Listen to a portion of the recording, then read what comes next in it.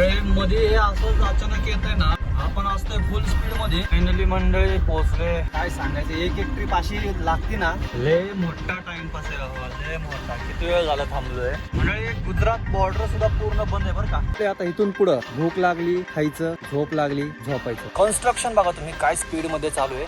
आरती नावावर बघा ना, मॅन पॉवर. नमस्कार मंडळी, स्वागत आहे आपल्या आणखी एका नवीन व्हिडिओ मध्ये. तर आता टाइम झालेला आहे बरोबर 3:30 वाजलेले आहे. अगोदरचा व्लॉग आपण याच ठिकाणी संपवला आणि पाहू शकता गाडी आपण या ठिकाणी लावलेली. थोडंसं ढिलं झालं होतं, ते आतमध्ये रशी ती टाईट केलेली. बाकी आता विचार करतो इथं थोडा आराम करावा. या मंडळी जेवायला खरंच खूप भूक लागली होती, त्याच्यामुळं शेव भाजी घेतलेली, कारण फ्रेश एवढंच भेटतं, बाकी काय फ्रेश भेटत नाही. चपात्या आहेत, शेवभाजी आहे, मिरच्या कांदा वगैरे सगळे. एवढ्या पहाट कधी खाल्लं नाही मी, पण बघा इथे किती जण जेवतात. ड्रायव्हर मंडळी असा टायमिंग असतं जेवायचा. प्लेटेत सुद्धा घेतलं नाही, तसंच खायला लावलं मी. एवढी भूक लागली मला. चला जेवतो आणि मग बघूया, नियोजन करूयात कसं काय त्याचं. निघूयात आपण, काही इथं थांबणार नाही होत. एखादा पेट्रोल पंप वगैरे बघून थांबूयात. आता तर काय उजळून जाईल, हळूहळू निघालं तरी रिस्क नाही घेणार आहोत.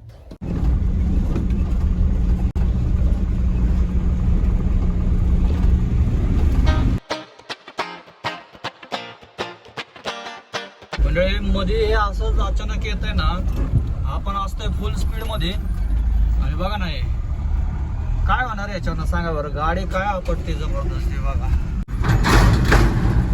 कशी आपटते गाडी. एकदम जोराचा ब्रेक दाबला तर मागच्या गाडीवाल्याला अंदाज येणार आहे का हा ब्रेक दाबतोय काय, याच्यामुळे अपघात होते. लक्ष देत नाही कोण याच्यावरती. फायनली मंडळी पोहोचले महाराष्ट्राच्या काट्यावरती आपण.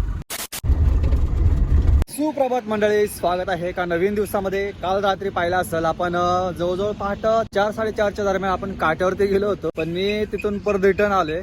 वजनाची खात्री नव्हती मला, त्याच्यामुळे म्हणलं पहिला काटा करूयात आपण. काट्यावरती काही गाडी घातली नाही आपण. रिटर्न इकडे आलो. इथं हॉटेल पटेल ढाबा आहे, तर या ठिकाणी थांबलो होतो. म्हणलं थोडा वेळ आरामच करावा, मग गाडी या ठिकाणी लावली. तर आता इथं जवळच एक वजन काट आहे, तर त्या ठिकाणी जाऊन आपण वजन वगैरे बघणार आहोत. पहिलं गाडीचा चेक करणार आहोत आणि त्याच्यानंतरच मग गाडी काट्यावर घालणार आहे. साईडने घालत होतो तर तो म्हणला ओव्हरलोड आहे असं तसं, म्हणजे मला जास्त वाढीव काहीतरी सांगायला लागला. नाही तर आतापर्यंत आपण जवळजवळ पोहोचून गेलो असतो. मंडळी चहा प्यायला, एक गरम चाय की प्याली हो. ग्रीस मारून घेतोय आपण बीच में. एक क्रॉस नाही, तुम्हाला सांगायचं राहिलं, जो क्रॉस आहे ना तो आपण बदली केलेला आहे. पुढचं जे गिअर फाउंडेशन आहे ना हे सुद्धा आपण बदललेलं आहे. त्याच्यामुळं हे बघा ग्रीसवाला क्रॉस लावलेला आहे आपण. किती लांब आहे काय माहिती, म्हणला अर्धा किलोमीटर वरती. कुठलं बघा मंडळी, हॉटेल शिवशक्ती पाशी. ओव्हरवेट काटा वजन करून घेऊयात, बघूयात किती वजन भरते. बिना पर्ची का चाहिए, ओव्हरलोड आहे ये 200 किलो अजून बाकी आहे आपलं. एक ट्रिप अशी लागते ना, काय सांगायचं तुम्हाला. अगोदर दाखवत होतं 7:30-8 वाजेपर्यंत, आता 11-12 पर्यंत टायमिंग दाखवायला लागले. मंडळी आलो बघा परत काट्यावरती. अरे यार एक टेम्पोवाले इकडून कुठनं जायला लागले. काल किती गर्दी होती आणि आता बघा आता फुल पॅक झाले एकदम. पण टेम्पोवाले जायला लागलेत तिकडून, कसं काय विषय बरा. लय मोठा टाइमपास आहे बाबा, लय मोठा. किती वेळ झाला थांबलोय, काय गरज आहे करावं. मंडळी मला तर वाटतं ना, ही जी सिस्टीम आहे ना काट्याची वगैरे वेटची, हे ना ह्याच्यासारखी करायला पाहिजे, फास्टॅग सारखी. एकदम बेस्ट होईल माहिती का, काय टेन्शनच नाही. भाई किती वेळ जातो याच्यामध्ये, भरपूर वेळ जातो भरपूर. या ठिकाणी तर वजन फक्त आणि फक्त 2500 किलो भरलेले आहे आणि त्या काट्यावरती 75 किलो जास्त वजन भरलं.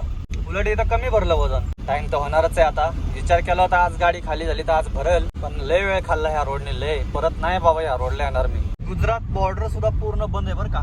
हे बघा गुजरातची बंद आहे, MP ची बंद आहे, पुन्हा कर्नाटकची पण बंद आहे माझ्या मते. आणि गोव्याची तर काय नाहीच आहे. काय महाराष्ट्र सरकार आपला पैसा कमवतोय राव, जबरदस्त.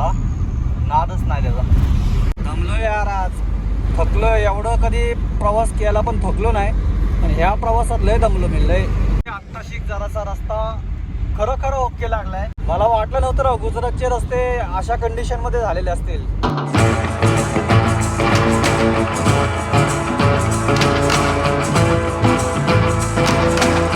NH48 सोडतोय आणि नॅशनल एक्सप्रेसवेला लागतोय.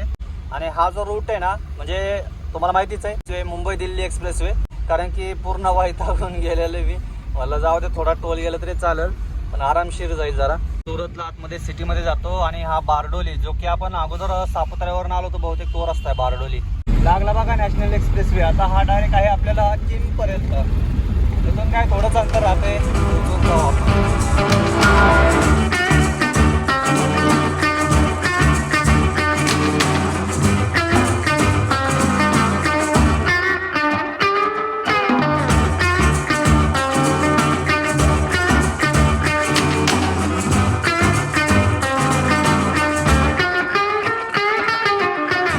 आहोत आरती इंडस्ट्रियल एरियामध्ये अंकलेश्वरला आणि गाडी आपली बघा त्या ठिकाणी लावलेली. एवढे घाई करतात ना हे पार्टीवाले. नाही कुठे किती वेळ लागल असं तसं जेवण सुद्धा करून दिलं नाही. आता आलोय तर म्हणतात लंच टाइम नंतर घेऊ. आता विचार करा इथं काहीच नाहीये जेवायला. हे बघा सगळे आहे ते फक्त चहा पाणी पुन्हा भजी वगैरे असंच आहे. आणि अशी भूक लागली ना आता कडकडून. पहाटे जेवलेले पहिल्यांदा एवढं पहाटे जेवलं मी पहिल्यांदा एवढं. भूक पण लागली झोप पण लागली असं झालेलं आहे. खाली करून मग कुठंतरी बाहेर जरा थांबूयात जाऊन मस्त मग तिथं जेवण वगैरे करूयात. आणि आता फक्त आपण भजीच खाणार आहोत. बाकी तर दुसरं काहीच नाहीये. ते आता इथून पुढं भूक लागली खायचं, झोप लागली झोपायचं, बाकी सगळं नंतर. हे पहिलं सूत्र ठेवायचं आता इथून पुढं. या मंडळी आता जेवण करायला मस्त असं भजी आणि ब्रेड. आता दुसरं काय नाही इथं खाण्यासारखं. बोलवलंय आपल्याला आतमध्ये गेट मध्ये. जाऊयात आतमध्ये आणि खाली करूयात आता फटाफट. पटकन बोलवलं बाबा बरं झालं.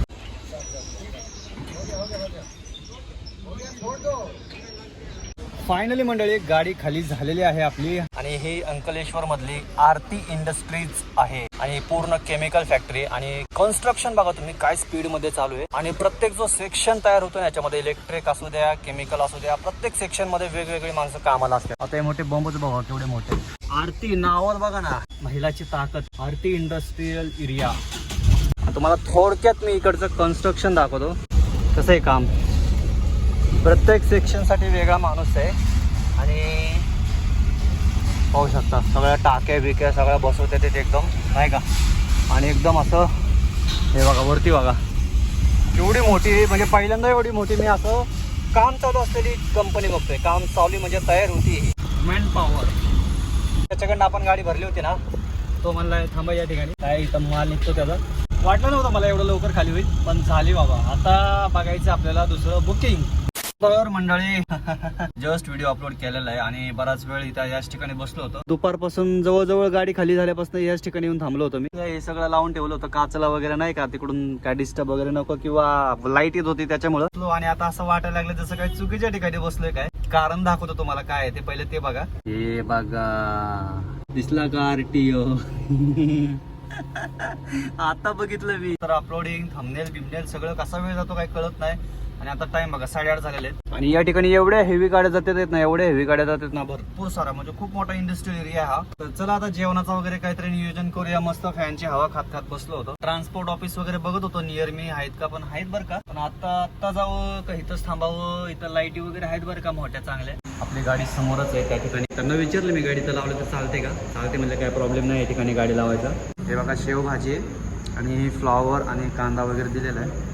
तर चला खूप भूक लागली होती पण पहिलं काम करून घेऊयात. मग काम झालेलं आहे आणि आता जेवण करूयात. चला या जेवायला. टाइम बघू शकता आता वाजलेले आहेत बरोबर 12:10 झालेले आहेत. तर झोपतोय आता या ठिकाणी मी. चला भेटूया सकाळी बघूया उद्याचं काय नियोजन. नंबर वगैरे भेटलेत मला. तर चला गुड नाईट टेक केअर. झोपलो होतो पण हे काय चाललंय.